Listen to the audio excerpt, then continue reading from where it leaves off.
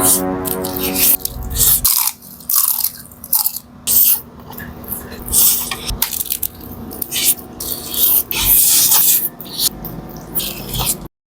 so guys, may nagpadala daw sa atin ng Ilocos Empanada.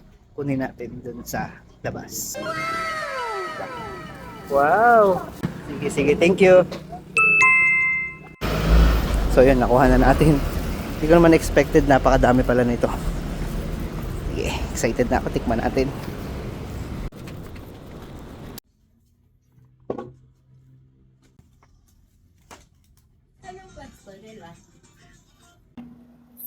Ayan, shoutout po Mamas Ilocos Empanada. Thank you po sa pamerienda.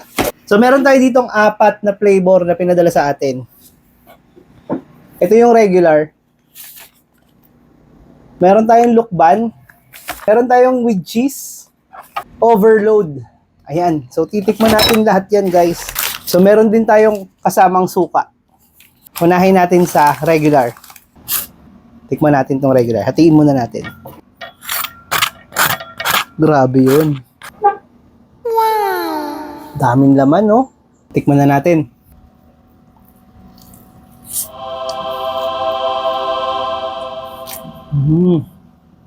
Siksik na siksik sa laman. Grabe. Lagyan natin ng suka. Wow! Grabe guys, ang sarap. Napakalasa niya, malinamnam talaga.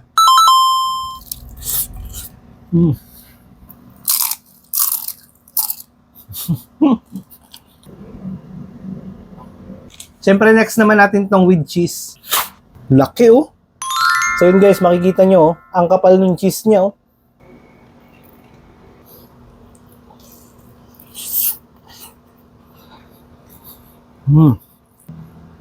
Lasang-lasa mo naman yung cheese.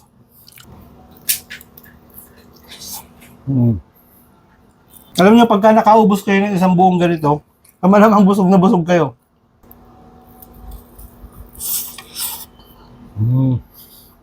Guys, alam niyo, ang galing ng pagkakagawa nito, nalalapit talaga sa original na Ilocos Empanada.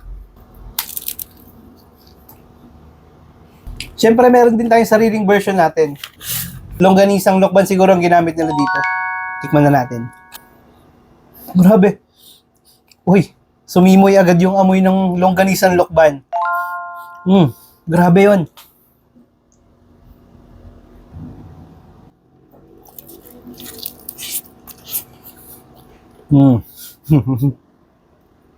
Alam mo kagandahan dito sa Ilocos Empanada na to? Lahat malalasahan mo. Hindi sila nagtatalo-talo.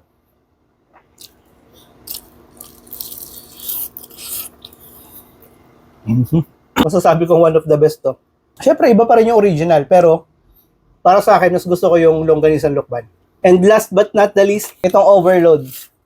I wonder kung ano yung laman nito. Napakalaki niya guys, as in. Kita niyo yung dalawang kamay ko, oh. Grabe. Siyempre, ang lutong pa rin, oh. Tama, pakinggan nyo.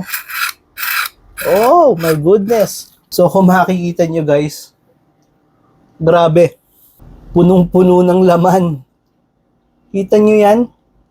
Pag-uumapaw. Grabe yun. Grabe guys, ang bigat sa tiyan. Sulit na sulit kapag ito yung mimeriendahin mo. Tikman na natin tong overload.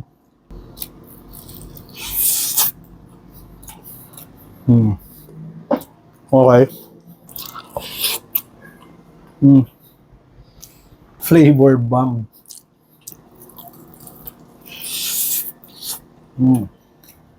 Halos nagbe-blendan lahat ng lasa.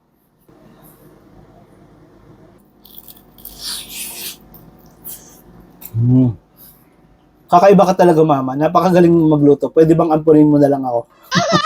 Masyado namang ginalingan ng pagluto. Wow! Makasarap. Ito yung mga tipo ng mga Ilocos Empanada na hindi mo pagsasawaan. Akalain mo may ganito palang kasarap na tinda dito sa Lucena City, di ba? So guys, kung gusto niyo umorder ng ganito, ito lang yung address nila. Pwede nyo rin silang kontakin at i-follow dun sa Facebook page nila.